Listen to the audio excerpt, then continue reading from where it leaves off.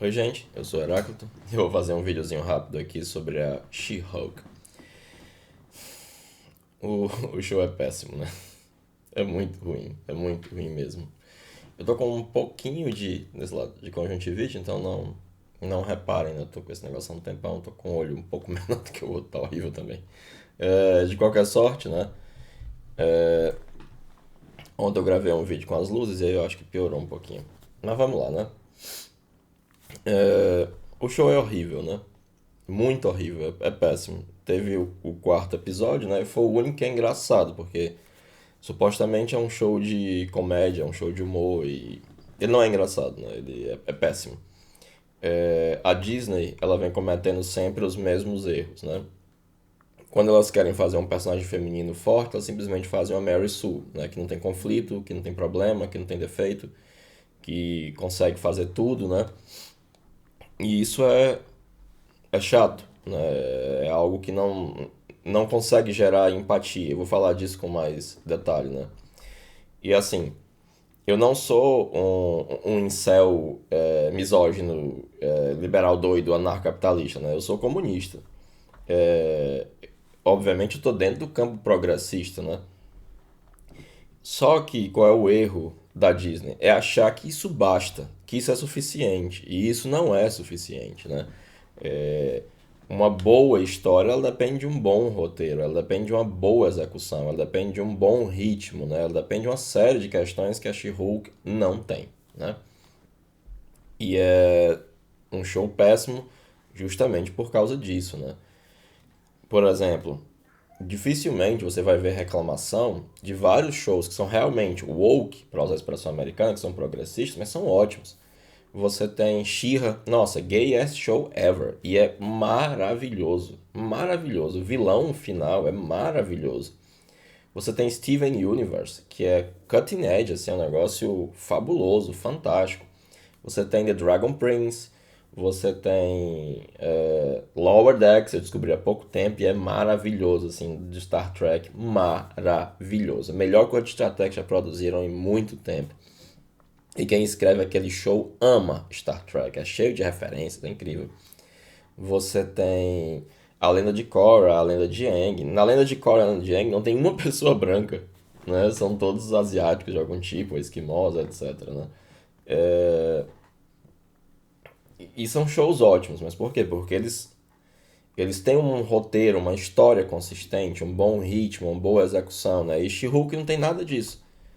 Ela é péssima em muitos aspectos. Então, quando você vai escrever um roteiro, você minimamente você faz a seguinte coisa: você tem um setup e desse setup sai um payoff, né? E eles não fazem isso. O que eles fazem é a pior coisa que alguém pode fazer num roteiro, que é diálogo expositivo, né? Que ao invés de mostrar, você fala. Às vezes diálogo expositivo é interessante, mas em geral é ruim, né? Mas pode ser utilizado de maneira interessante. Então, o primeiro episódio, né?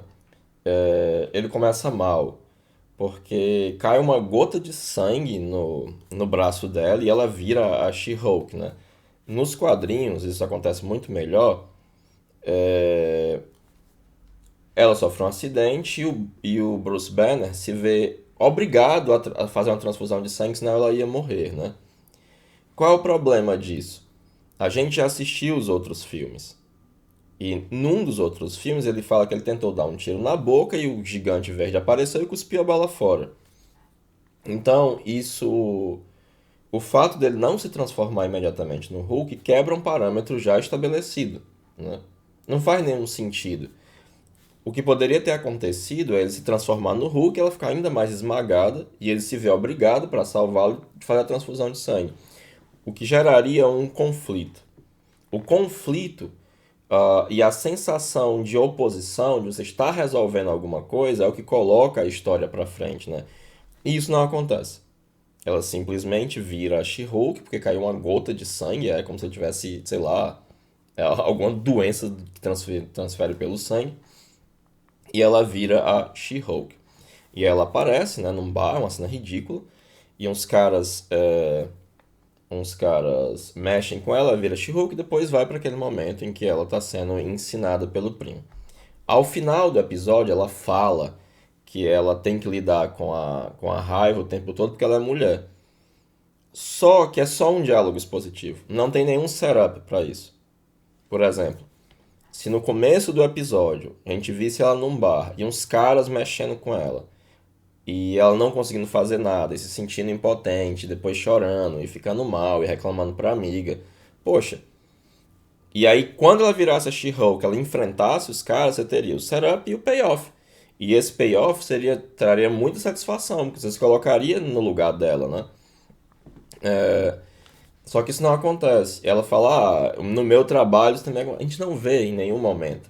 A gente já vê ela sendo a pessoa que vai falar que tem um caso. Se ela no escritório fosse diminuída, não tivesse oportunidade, fosse obviamente brilhante, algum cara tomasse o lugar dela, e aí de repente, por algum motivo, ela tivesse a grande chance dela naquele caso, e aí ela tivesse que sacrificar isso para virar a She-Hulk, seria bem interessante, porque você teria o setup e o payoff. E aí você veria as coisas acontecendo, você teria empatia com o personagem, né? Isso não acontece, de jeito nenhum. Você tem um diálogo expositivo. E quando ela vai se encontrar com o Hulk, é péssimo, porque a única coisa que acontece é que o personagem, o Hulk, ele é diminuído e ridicularizado de todas as maneiras possíveis e imagináveis, sendo que ele é um personagem estabelecido. A gente já viu as coisas que ele passou e sofreu. E da Jennifer, ela simplesmente é melhor porque ela é mulher. Que é basicamente a, a mensagem, né? Só que ninguém enxerga isso. Você não tem como sentir empatia por esse discurso, né? Imaginem se o Luke, quando pegasse pela primeira vez o sabre de luz, já fizesse, olha aqui, ó. Ah, eu consigo fazer tudo, Obi-Wan. E o Obi-Wan fosse só um motivo de piada. Seria patético, seria ridículo, porque nos privaria do arco de crescimento do personagem. É a mesma coisa que acontece, né? Então, o roteiro ele é preguiçoso. A direção é preguiçosa, é medíocre, né? No, no segundo episódio, ela tá sem emprego. Só que nós não vemos nada de impacto sobre isso. Por exemplo, ela só fica triste. E ela vai para um almoço de família, que poderia ser cortado do episódio, em que fazem piada porque ela tá desempregada. Mas ela continua morando numa casa enorme, usando roupas boas. Se ela ficar sem emprego, a gente visse ela sendo despejada, sendo obrigada a voltar a morar com os pais, e isso gerando uma série de cenas inconvenientes e engraçadas, e que ela se sentisse realmente mal, aí isso aí seria algo que geraria empatia. Mas o roteiro é preguiçoso, né? E qualquer personagem ou ator com um pingo de talento rouba a cena, né? Quando o Emil Blonsky aparece, o ator que faz o personagem, ele é muito bom. E ele, como é um show de comédia, nesse tipo de show você deixa o ator ser exagerado. E aí esse cara sendo exagerado, ele é ótimo, ele rouba a cena assim com uma tranquilidade enorme. Até porque o CGI estraga a atuação da atriz, assim como estraga a atuação do ator que faz o Hulk, né? Eles não são vocalmente dotados. Se você assiste qualquer anime, qualquer mangá, tipo One Piece, nossa, eles conseguem com a voz, né, transmitir tanta emoção e ainda assim os personagens são cartunescos, com expressões over the top, com expressões exageradas, para poder transmitir emoção também com as reações, apesar de ser cartunesco. E isso não acontece, né? Então o CGI acaba com a atuação dos dois, que tem vozes péssimas, assim, pra. Eles não seriam bons dubladores, digamos. Eles não conseguem transmitir só. A gente precisa ver a cara deles, os trejeitos e tal. Tanto é que a atuação dela sem CGI e com CGI tem uma discrepância enorme, enorme. E o CGI, todo mundo já sabe dessa série, é péssimo, né? E aí eles pulam todo e qualquer momento em que poderia haver um conflito. Porque, por exemplo, ela vai ser a advogada do Abominável. E ela liga pro Bruce. E aí ele diz, ah, não, ele mandou uma carta, eu sou literalmente outra pessoa, né? Ela só faz uma piadinha com a mudança de ator. Mas ali poderia haver um conflito. Ali poderia haver uma... Ele diz, olha, ele é um criminoso, ele é um manipulador, não faça isso. Ela diz, não, mas eu sou advogado, eu tenho que fazer, é a minha carreira. E depois o Emil, de fato, mostrar as verdadeiras cores dele e ela tem que enfrentá-lo. E aí teria um setup e um payoff, né? Ela seria tragada para essa vida de super-herói, etc, né? Mas nada disso acontece. É fácil consertar o seriado, né? Como eu disse, o roteiro é muito preguiçoso. E aí, de repente, aparece aquele carinha que ele é só um macho escroto genérico, que é o colega dela, extremamente caricato. Não tem nenhum setup, a gente não vê. Ela fala, ah, eu passei 2 anos tendo que aguentar esse cara. E aí a gente não vê nada disso. Não há nenhum momento em que ele realmente tenha prejudicado ela. Em que ele realmente não tenha só se prejudicado sendo idiota. Mas ele é um idiota genérico que está ali para servir a uma vingança feminista das pessoas que estão escrevendo, ou para que as pessoas que estão assistindo se sintam vingadas. Só que é bobo, é mal feito, assim. Se nós víssemos ele sendo ativamente um idiota, né? Mas nada disso acontece. E a personagem que aparece, a Elfa também, ela não consegue ser engraçada, né? Então tudo isso torna o show preguiçoso, medíocre e muito, muito ruim, assim. Está se tornando lugar comum a Disney achar que basta ser woke, basta ser progressista para conseguir audiência ou se blindar contra qualquer crítica, né? Consistentemente, os shows da Disney, tanto de Star Wars quanto da Marvel na TV, são péssimos, são horríveis, são preguiçosos, medíocres, né? Francamente mal feitos, francamente mal dirigidos. O último filme do Thor é uma piada de mau gosto, assim, nem graça tem. O Taika Waititi, em shows de TV de humor, ele é fabuloso, ele é excelente. Tem o Reservation Dogs, tem o What We Do in the Shadows, que é sobre vampiros, e são realmente engraçados, né? O Thor, ele é patético, ele é ridículo, é um filme péssimo em todos os sentidos, assim, né? Assim que você sai do cinema, você já esqueceu. É repleto de péssimas decisões e é muito, muito, muito mal feito. Nem o carisma do Chris Hemsworth salva aquele filme, né? É um lixo. Ah, então, a She-Hulk, ela é péssima, né? Então, aparece o Wong. E aí, o Wong, ele cometeu um crime federal. E eu pensei, não, então, logicamente, ele vai voltar para falar com a Jen, porque ele vai ser processado e agora ele vai precisar enfrentar um processo para um advogado. Não. No quarto episódio, que é o mais engraçadinho, isso só desaparece. Mas ele é engraçado principalmente pela Mandy, né? Que é uma personagem extremamente caricata, mas extremamente bem feita pela atriz que faz, que estabelece uma relação interessante com o Wong. E é uma relação que, justamente pela discrepância entre os dois, é de fato engraçado. E aí, qual o problema? A personagem principal, que deveria ser engraçada, ela não é. E os outros personagens, eles são bem mais engraçados. E ela está sempre em desvantagem, porque a atuação dela está sendo sempre estragada pelo CGI. Está sendo sempre estragada pelo efeito especial.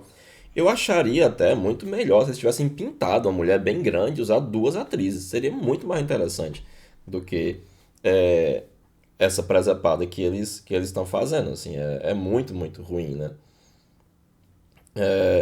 Esse episódio, o quarto, ele pelo menos é engraçado, né? Mas não graças a She-Hulk. Até porque os problemas dela são problemas que, a não ser que você seja uma advogada rica e super bem sucedida, não vão. A maioria das pessoas não vai ter empatia com relação àquilo, né? É uma espécie de white people's problems, né? Não faz o menor sentido. E nesse episódio, pelo menos, ela apresenta um problema, né?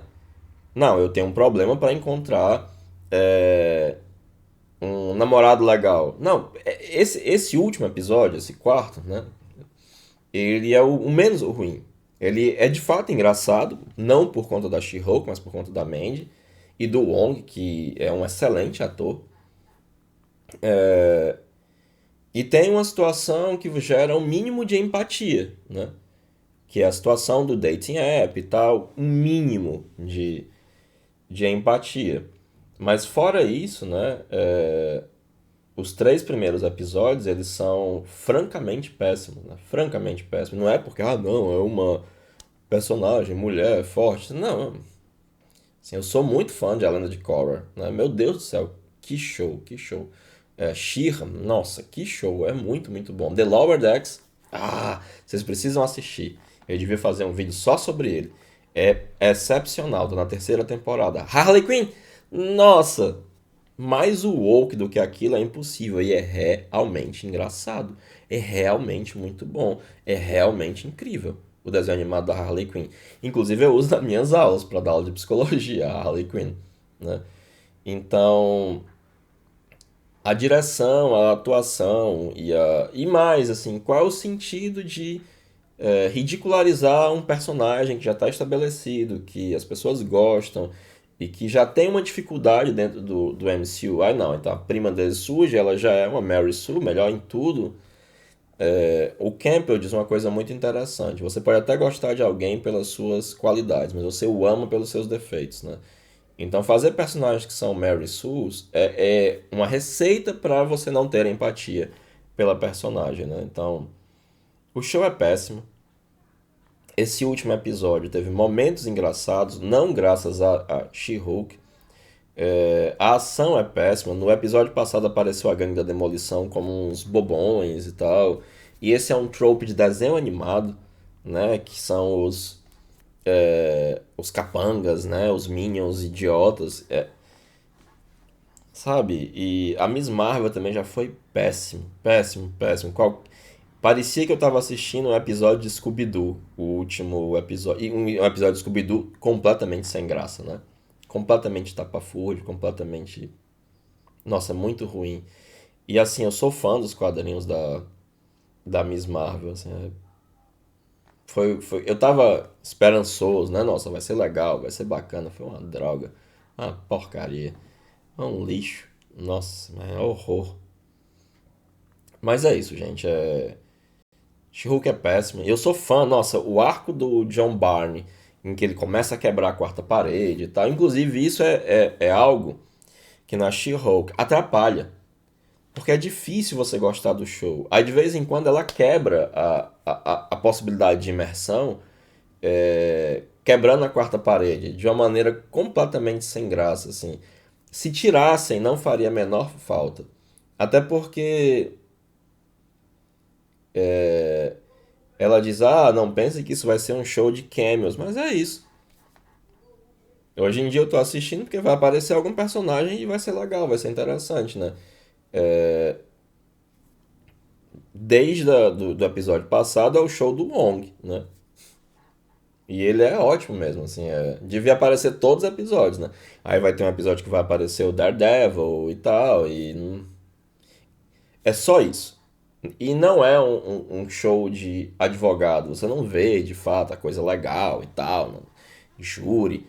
Apareceu um pouco dessa vez também, mas não se resolveu legalmente, né? No episódio anterior também apareceu, mas foi ridículo, né? Não teve nenhum setup, não teve nenhuma preparação pra gente se sentir, nossa, que massa, isso aconteceu, ela precisou fazer, não sei o quê. Não, foi péssimo, péssimo, péssimo, péssimo, péssimo. É um lixo. E aí você dá munição pro Incel ANCAP falar mal dos shows que apresentam essa perspectiva de mulheres fortes e tal, não sei o quê. É um desserviço, é um tremendo desserviço. Mas é isso, gente.